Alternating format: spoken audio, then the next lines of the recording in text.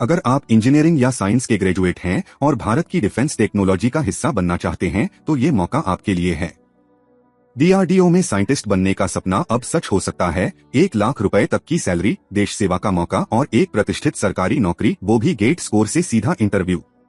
इस वीडियो में मैं बताने वाला हूं आपको डीआरडीओ भर्ती की पूरी जानकारी, योग्यता, वैकेंसी डिटेल, कैसे अप्लाई करें, सिलेबस, सिलेक्शन प्रोसेस और तैयारी की खास टिप्स। तो वीडियो को अंत तक जरूर देखना।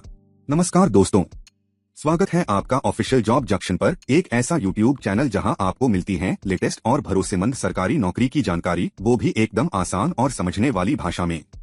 अगर आप भी सरकारी नौकरी के लिए तैयारी कर रहे हैं तो आप इस चैनल को जरूर फॉलो करें, क्योंकि यहाँ हर भर्ती की जानकारी मिलती है, एलिजिबिलिटी से लेकर सिलेक्शन प्रोसेस तक, सब कुछ विस्तार से। अब बात करते हैं इस वीडियो की सबसे बड़ी खबर की। डीआरडीओ यानी defence research and development organisation ने साइंटिस्ट बी के पदों पर बम्पर भर्ती निकाली है। कुल 148 पदों पर सीधी भर्ती होने जा रही है। ये वैकेंसी सिर्फ डीआरडीओ तक सीमित नहीं है, बल्कि इसके तहत देश की कई प्रतिष्ठित रक्षा संस्थाओं में भी नियुक्ति होगी। इनमें शामिल हैं aeronautical development agency, weapons electronics systems engineering establishment, college of military engineering, armed forces medical college और सिलेक्शन सेंटर्स जैसी संस्थाएं जो मिनिस्ट्री ऑफ डिफेंस के अधीन आती हैं। इस भर्ती में जिन पदों के लिए आवेदन मांगे गए हैं उन्हें साइंटिस्ट भी कहा जाता है। ये एक group A gazetted technical post है। इन पदों के लिए लेवल 10 का पे स्केल निर्धारित किया गया है, जिसमें बेसिक पे 56,100 रुपए प्रति माह होगा। लेकिन जब HRA और अन्य अलाउंसेस जोड़ दिए जाते हैं तो एक नए चयनित वैज्ञानिक को लगभग 1 लाख रुपए प्रति माह तक की कुल सैलरी मिलती है, जो कि एक बेहतरीन शुरुआत है किसी भी सरकारी तकनीकी सेवा में। यानी अगर आप एक इंजीनियर या साइंस ग्रेजुएट हैं और गेट एग्जाम दिया है तो यह मौका आपके लिए सुनहरा हो सकता है। डीआरडीओ और इससे जुड़ी संस्थाएं न सिर्फ सैलरी में शानदार हैं, बल्कि देश सेवा और कटिंग एज तकनीक के क्षेत्र में काम करने का एक अनमोल अवसर भी प्रदान करती हैं।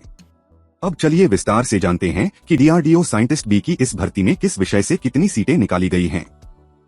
ये जानकारी उन सभी छात्रों के लिए बेहद जरूरी है जो यह जानना चाहते हैं कि उनकी ब्रांच से मौके हैं या नहीं।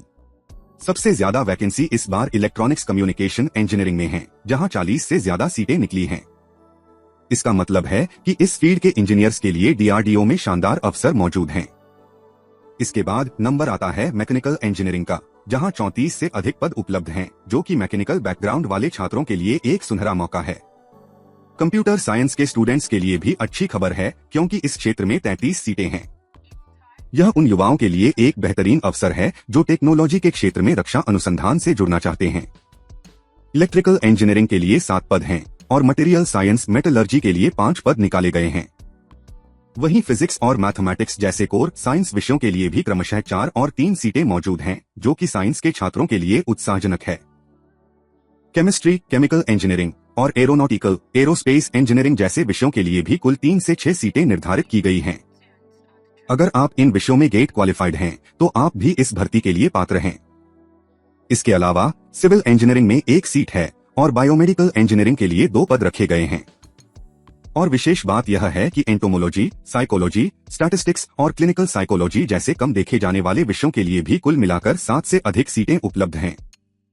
इसका मतलब यह है कि डीआरडीओ इस बार विभिन्न विषयों के छात्रों को एक साथ मौका दे रहा है, टेक्निकल से लेकर साइंस और यहाँ तक कि बायोसाइंस और साइकोलॉजी तक के उम्मीदवारों को भी। अगर आप इनमें से किसी भी ब्रांच से हैं और आपने गेट दिया है तो ये मौका जरूर पकड़िए, क्योंकि डीआरडीओ जैसे संगठन में काम करना सिर्फ एक नौकरी नहीं बल्कि एक गर्व की बात होती है। अब बात करते हैं इस भर्ती के लिए योग्यता यानी एलिजिबिलिटी की, जो कि सबसे अहम हिस्सा होता है। इस भर्ती में आवेदन करने के लिए सबसे पहले आपके पास संबंधित विषय में फर्स्ट क्लास बैचलर्स या मास्टर्स डिग्री होना जरूरी है। यानी अगर आपने किसी मान्यता प्राप्त विश्वविद्यालय से इंजीनियरिंग या साइंस में फर्स्ट क्लास से डिग्री ली है, जैसे कि BE, BTech या MSc, तो आप इस भर्ती के लिए पात्र हैं। इसके अलावा आपको गेट में क्वालिफाई होना चाहिए और उसी विषय में वैलिड गेट स्कोर होना चाहिए जो आपने डिग्री में पढ़ा है। क्योंकि शॉर्टलिस्टिंग गेट स्कोर के आधार पर ही होगी, इसलिए यह जरूरी है कि आपने सही विषय का गेट पेपर दिया हो और उसमें अच्छा स्कोर हासिल किया हो। एक और राहत की बात यह है कि फाइनल ईयर के छात्र भी इस भर्ती में आवेदन कर सकते हैं। जी हाँ, अगर आप अभी अपने अंतिम सेमेस्टर में हैं और उम्मीद है कि आप 31 जुलाई 2025 तक अपनी डिग्री पूरी कर लेंगे और फर्स्ट क्लास में पास होंगे, तो आप भी इस सुनहरे अवसर का फायदा उठा सकते हैं। बस इतना ध्यान रखें कि आपको तय तारीख तक अपनी डिग्री या प्रोविजन सर्टिफिकेट जमा करना अनिवार्य होगा। तो अगर आप एक मेहनती छात्र हैं, गेट दिया है और डीआरडीओ में साइंटिस्ट बनने का सपना देखते हैं, तो ये मौका बिल्कुल न गंवाएं। यह न केवल एक शानदार नौकरी है, बल्कि देश सेवा का एक गर्वित मंच भी है। अब बात करते हैं इस भर्ती में आयु सीमा यानी एज लिमिट की, जो हर उम्मीदवार के लिए जानना जरूरी है। अगर आप जनरल कैटेगरी या ईडब्ल्यूएस से हैं, तो आपकी अधिकतम आयु 35 साल से ज्यादा नहीं होनी चाहिए। वहीं ओबीसी के उम्मीदवारों को 3 साल की छूट मिलती है, यानी उनके लिए आयु सीमा 38 साल तय की गई है। अगर आप SC, ST से आते हैं, तो आपके लिए ये सीमा और बढ़कर 40 साल हो जाती है। इसके अलावा अगर आप PWD के अंतर्गत आते हैं, तो आपको सरकारी नियमों के अनुसार 10 साल तक की अतिरिक्त छूट दी जाती है। इसी तरह अगर आप सरकारी कर्मचारी हैं और केंद्र सरकार के ऐसे पदों पर कार्यरत हैं जो इस भर्ती से संबंधित या समान प्रकृति के हैं, तो आपको भी 5 साल तक की आयु में छूट मिल सकती है, बशर्ते आप ये साबित कर सकें कि आपका अनुभव इस पद की जिम्मेदारियों के लिए उपयोगी होगा। सरकार का उद्देश्य यही है कि योग्य और सक्षम उम्मीदवारों को, चाहे वे किसी भी पृष्ठभूमि से हों, आगे आने का समान मौका मिल सके। इसलिए यदि आप इन आरक्षित श्रेणियों में आते हैं, तो यह छूट आपके लिए एक वरदान साबित हो सकती है।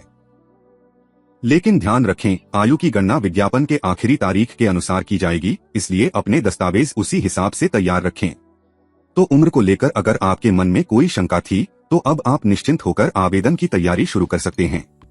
अब बात करते हैं कि आवेदन कैसे करना है, यानी हाउ टू अप्लाई। इस भर्ती के लिए आवेदन की प्रक्रिया पूरी तरह ऑनलाइन है। आपको डीआरडीओ की अधिकृत भर्ती वेबसाइट पर जाकर रजिस्ट्रेशन करना होगा।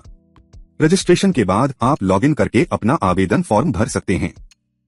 ध्यान रहे, आवेदन की अंतिम तिथि विज्ञापन के प्रकाशित होने के 21 दिन बाद तक है, तो आखिरी वक्त का इंतजार न करें। आवेदन के समय आपको कुछ जरूरी दस्तावेज अपलोड करने होंगे, जैसे कि आपका गेट स्कोर कार्ड, आपकी शैक्षणिक योग्यता के प्रमाण पत्र, मार्कशीट और डिग्री, एक हालिया पासपोर्ट साइज फोटो और सिग्नेचर। और अगर आप आरक्षित श्रेणी OBC, SC, ST, EWS से हैं, तो कैटेगरी सर्टिफिकेट भी लगाना होगा।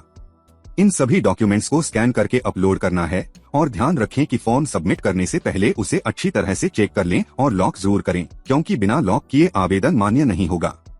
तो दोस्तों, अगर आपने तैयारी कर रखी है और गेट दिया है, तो अब देर न करें, वेबसाइट पर जाएं और अपना आवेदन भरें।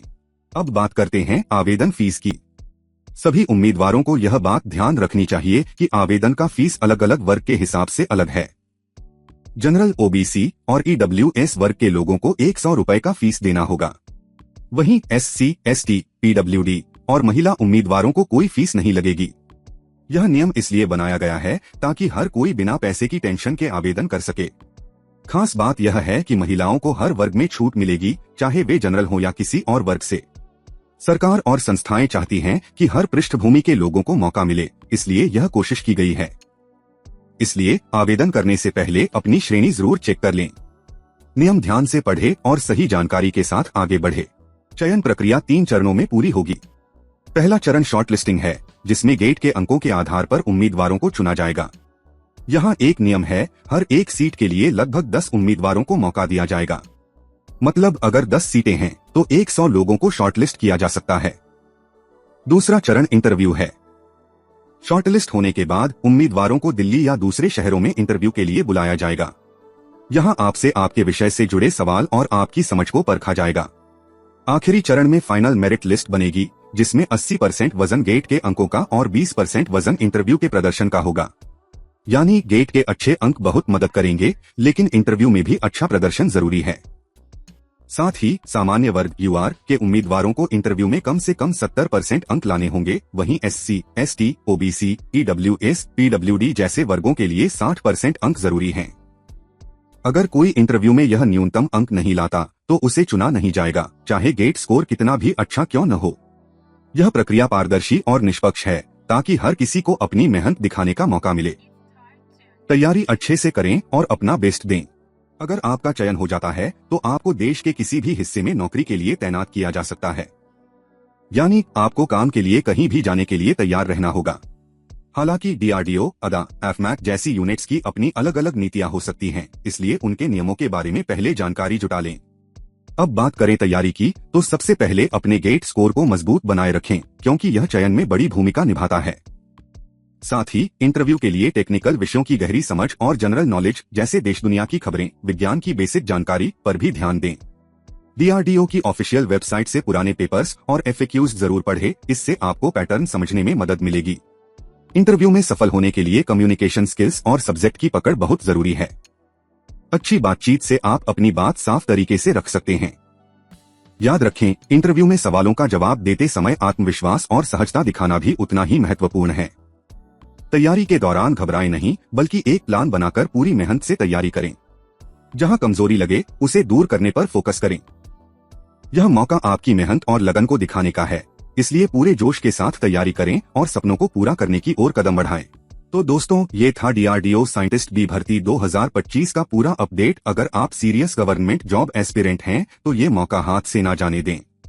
अगर वीडियो पसंद आया हो तो लाइक करें, कमेंट करके बताएं कि आप किस ब्रांच से अप्लाई कर रहे हैं और अपने दोस्तों के साथ शेयर करना बिल्कुल न भूलें। ऐसे ही सरकारी नौकरी की अपडेट्स पाने के लिए चैनल ऑफिशियल जॉब जंक्शन को सब्सक्राइब करें और बेल आइकन दबाएं।